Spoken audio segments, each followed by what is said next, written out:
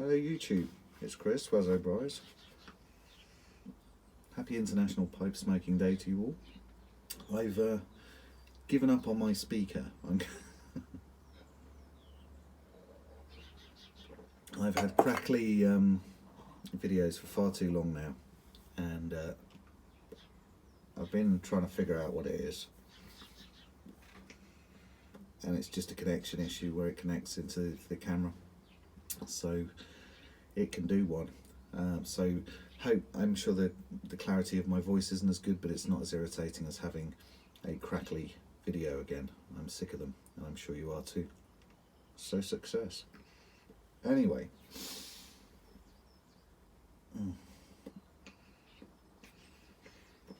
Normally on this day every year,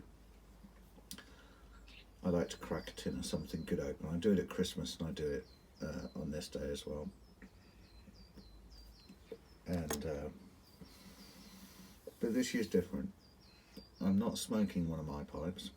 Well, it is one of my pipes, but not one I made. This was my grandfather's pipe, and he's one of the reasons I started smoking a pipe.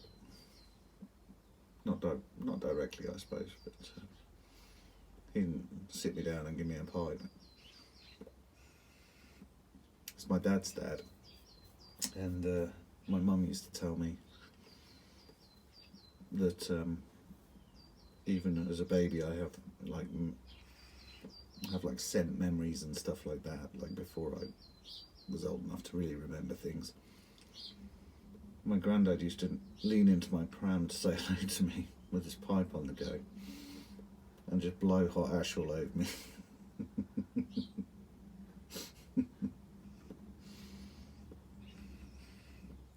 So no wonder I smoke a pipe, I suppose. It's a fond memory. Every time I used to go to my grandparents' house, my granny would be whittling around in the kitchen, my granddad would be in the living room listening to classical music and smoking a pipe and blowing hot ash all over his jumper, making holes in it, or his cardigan. So this is his pipe. It's knackered. These are all his pipe tool marks on the top and stuff. He didn't look after any of them. And it's little Benson Hedges marked number 1 size billiard.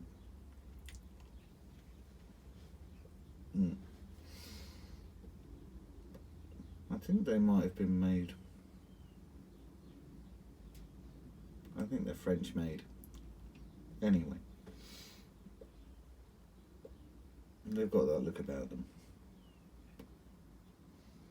And in it, this year, I'm smoking something that I haven't smoked for about 15 years.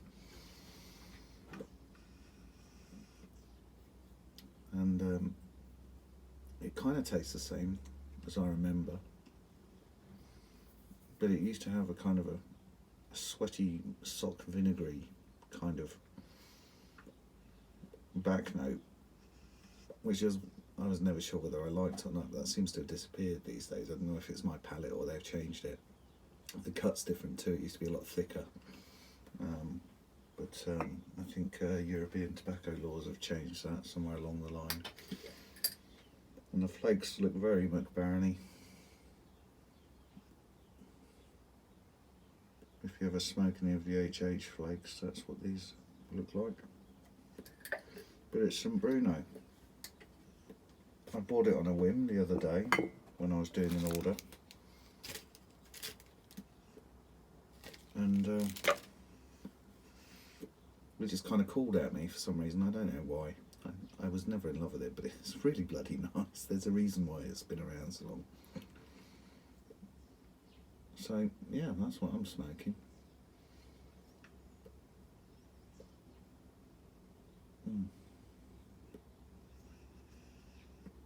So I've had a really touching week, really.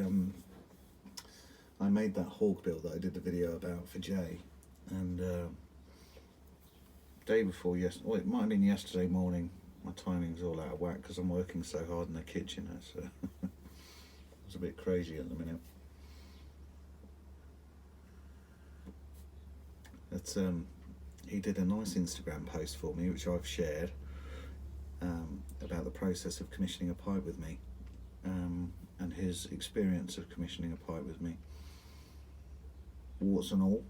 And it was really nice, and it's been really well received actually by people that have seen it, so thank you, Jay. That was really kind.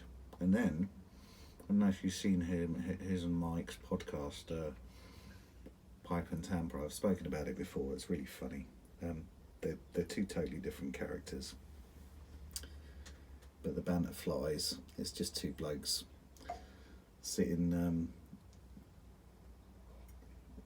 having an online sort of chat with each other with cameras, and chewing the cud, talking all things pipes and tobacco.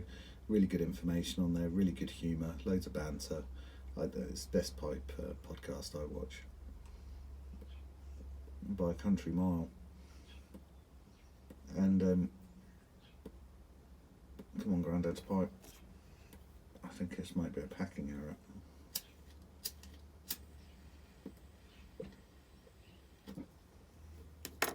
And they were doing a podcast for International Pipe Smoking Day, a podcast on boutique blenders, and it was interesting because I've seen a lot of Jeremy Reeves stuff and all that. Who work for the big sort of blending houses over in America, and when they talk about stuff, there's some serious knowledge there and experience, and it's really obvious when you listen to them talk about specific tobaccos and such and what they're trying to achieve and things.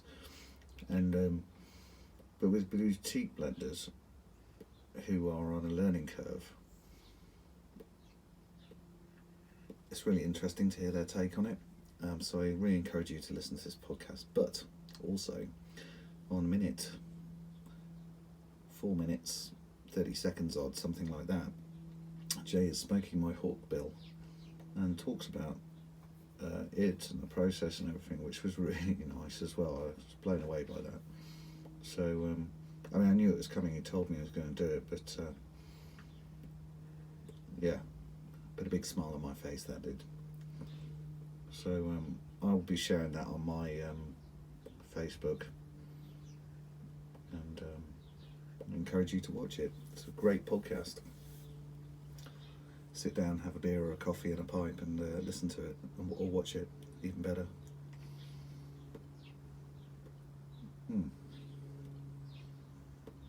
So it was nice. Makes you feel like you're doing something right, you know. One of the great things about making pipes is the solitude. Being in your own space, doing your own thing. No external factors.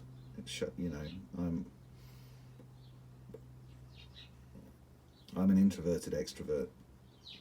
Like, I'm quite happy in social circles and stuff like that. I'm not a weirdo.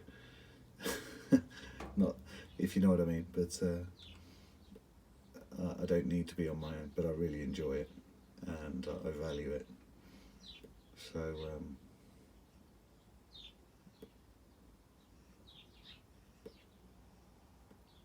yeah.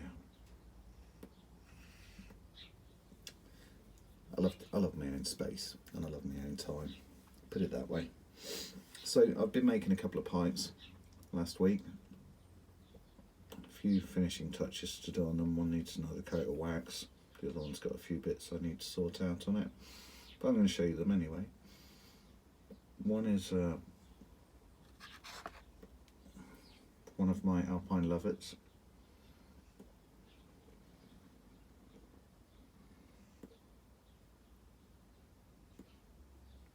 Both these pipes are, put that down, I'm dribbling. Both these pipes are 9mm. This is Alpine Lovets. The covets is a Alpine Forest is my colour scheme. So it's got a mottled green and brown rim, and one of the Eldritch slate stem rods used for the stem, which was kind of a cool one because it's got almost like, those Cumberland swirl ebonite rods you can get. it's kind of doing the same thing. So it's quite light on the outside and the swirls on the inside, which means that the saddle is different to the bit a little bit, which I love. Deep rustication on that. I do like this this colour combo, and that's for a guy called John. And then I'm also have made a prince for a guy called Rich, who ordered the Love It with the reverse tenon, so that we could get some elegance into it. And I went thinner than I've ever gone on my shank and my stem for a 9mm filter, and that's really helped me actually to be a bit braver with how much wood I take off without losing any strength. And so Rich is very specific about what he wants.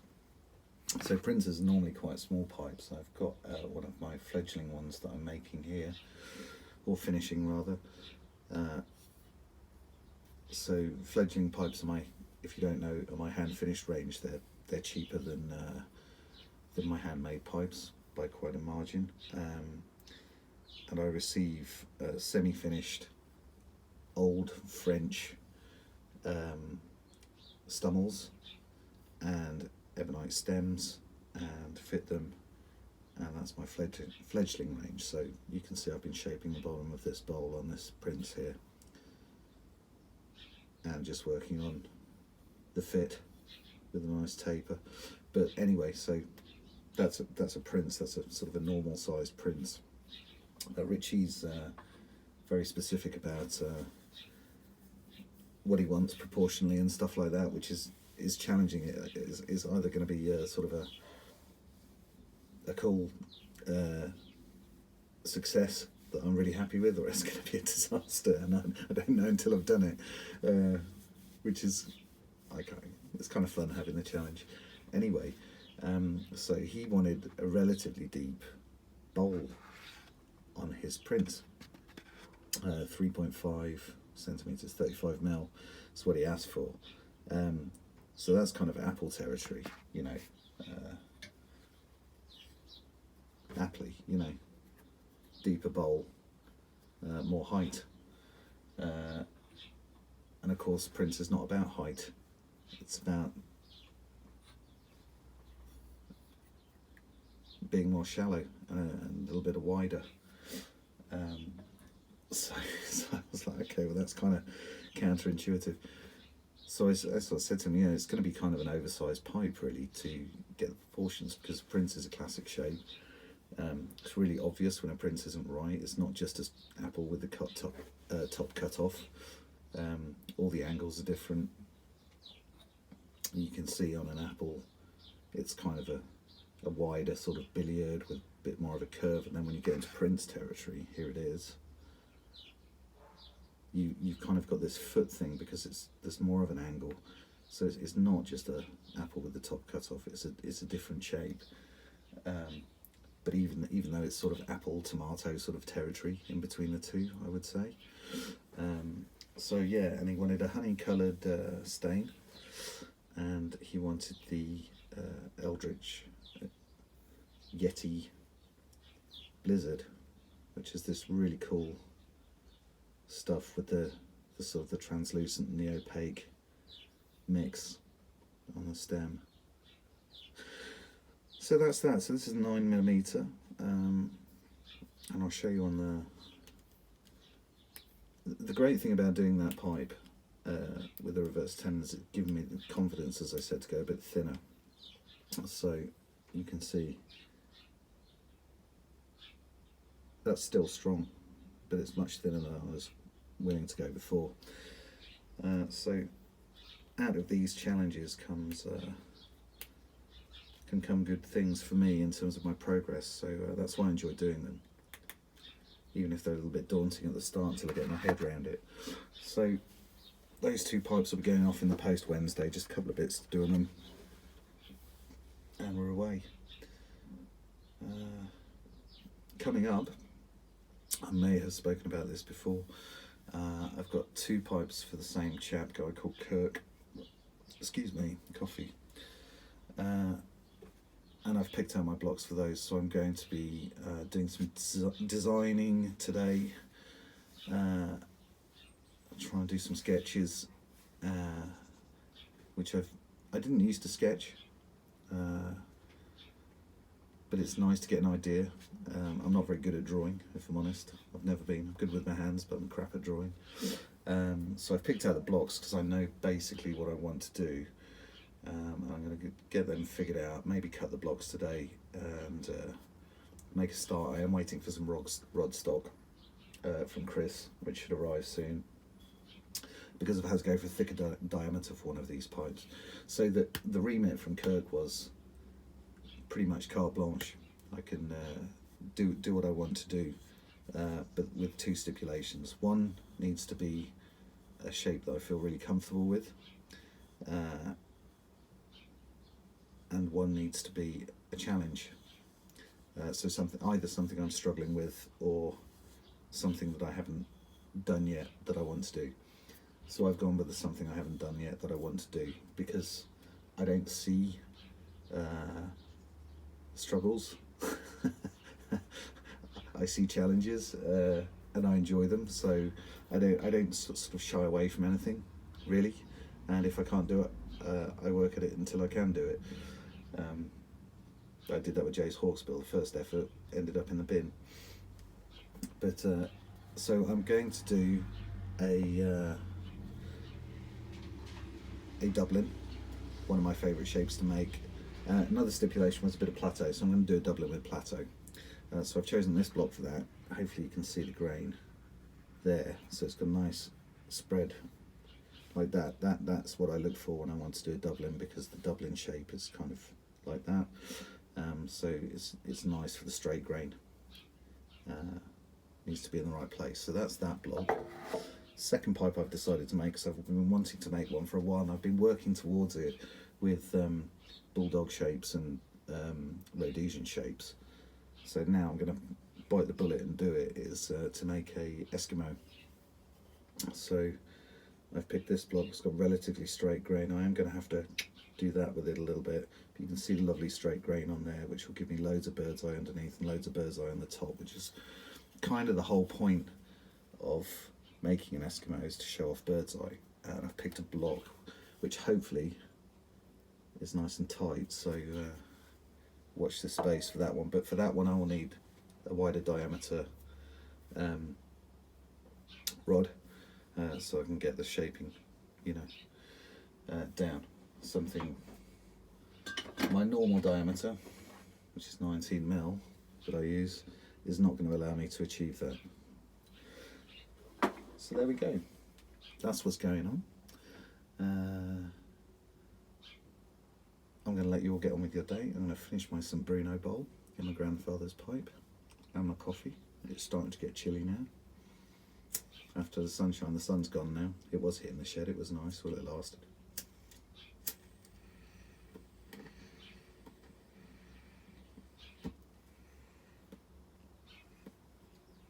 And wish you all the very best.